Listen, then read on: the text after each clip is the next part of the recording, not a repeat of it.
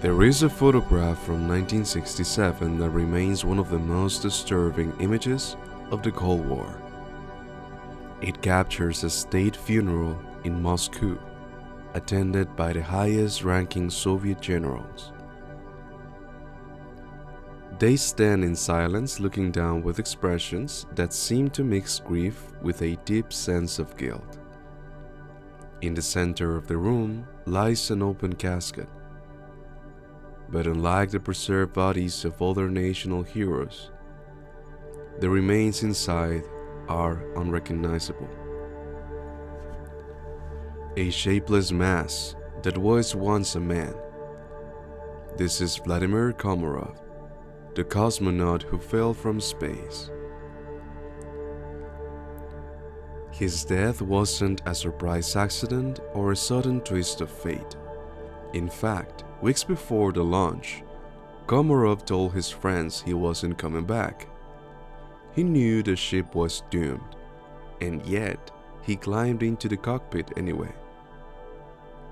He didn't do it for glory, and he didn't do it for the state. He did it because of a terrifying ultimatum. If he refused the mission, the Soviet Union would send his backup pilot instead. And that backup pilot was his best friend, Yuri Gagarin, the first human in space. Today, we look at the tragedy of Soyuz 1, the mission that was doomed before it ever left the ground. To understand why this happened, we have to look at the political climate of 1967. The space race was no longer just about science.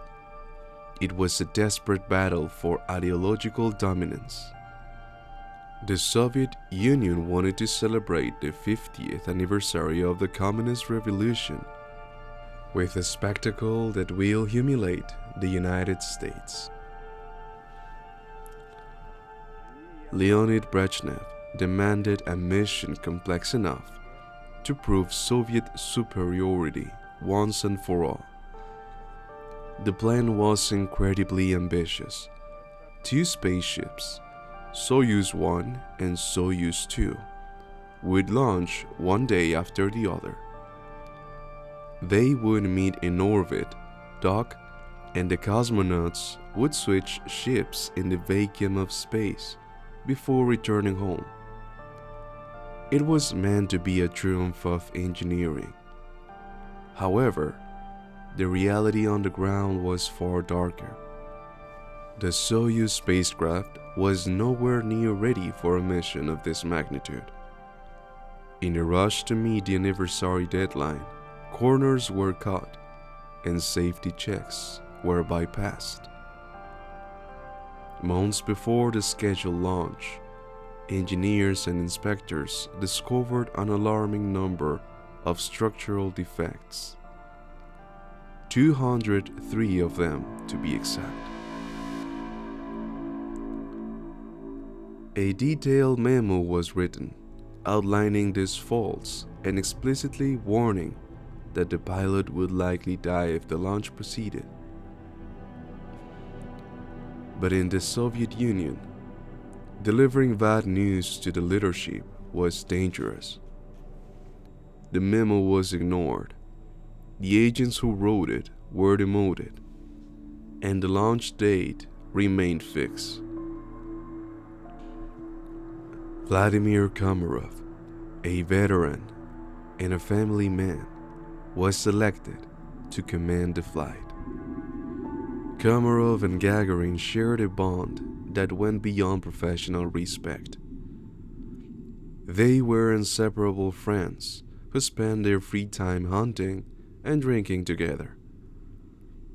When Kamarov was assigned to Soyuz 1, he fully understood that he was being handed a death sentence.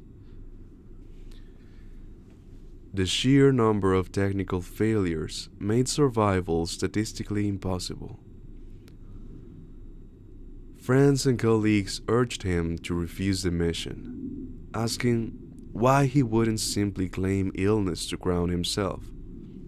Komarov's response reveals the tragic heart of this story. He reportedly told a friend, "If I don't go, they will send the backup pilot." Since Gagarin was the designated backup, Kamarov knew that stepping down meant signing his best friend's death warrant. He couldn't allow the national hero, the first man in space, to die in a faulty ship. He resolved to take the flight himself to protect Gagarin.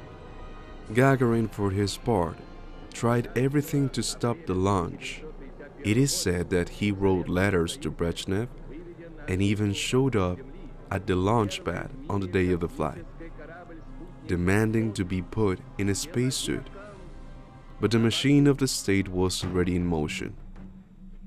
On April 23, 1967, Vladimir Komarov boarded Soyuz 1, not as an explorer, but as a man marching to his own execution. The launch appeared normal to the public, but as soon as Soyuz 1 reached orbit, the nightmare scenario predicted by the engineers began to unfold. One of the massive solar panels failed to deploy, starving the ship of power. This failure triggered a domino effect. The navigation systems went offline, thermal control was lost, and communication became difficult. The ship began to spin uncontrollably in the void for hours. Kamarov fought the controls, trying to stabilize a craft that was actively fighting against him. On Earth, the mission was finally aborted, and the launch of Soyuz 2 was cancelled. The objective shifted from triumph to a desperate rescue operation. Kamarov spoke to his wife, Valentina, on a secure channel to say goodbye, instructing her on how to care for their children. But as the situation worsened, sadness turned to rage. Analyst Perry Felwalk reported that Kamarov began to curse the engineers and the flight controllers.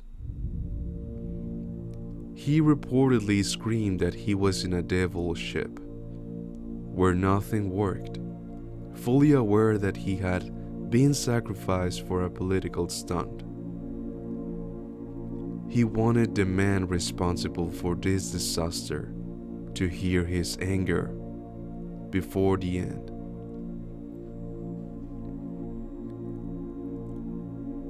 Despite the spinning and the power failure, Kamarov managed to manually orient the ship for re-entry, a feat of piloting that should have saved his life. He successfully entered the atmosphere and survived the intense heat of re-entry. For a brief moment, it looked like a miracle was possible. But Soyuz 1 had one final fatal flaw waiting for him. When he deployed the main parachute, it refused to open, likely stuck in its container due to the pressure differences. All desperate, Kamarov pulled the reserve chute, but because the capsule was spinning, the lines of the reserve chute tangled with the drag chute.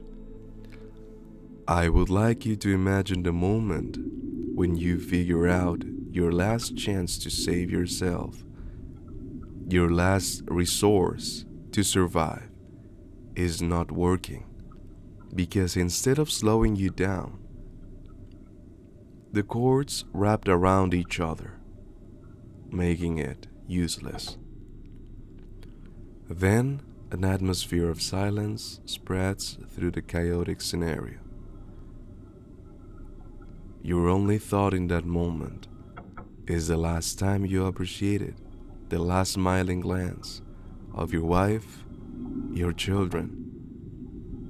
After that, almost instantly, gravity does its job.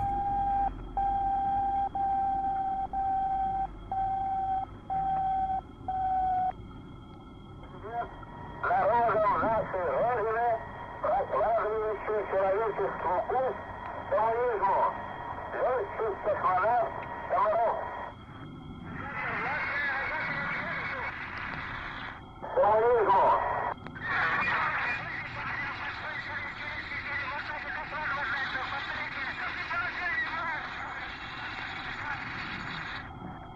Народом нашей Родины, прокладывающий человечеству путь к коммунизму, летчик-космонавт Kamarov.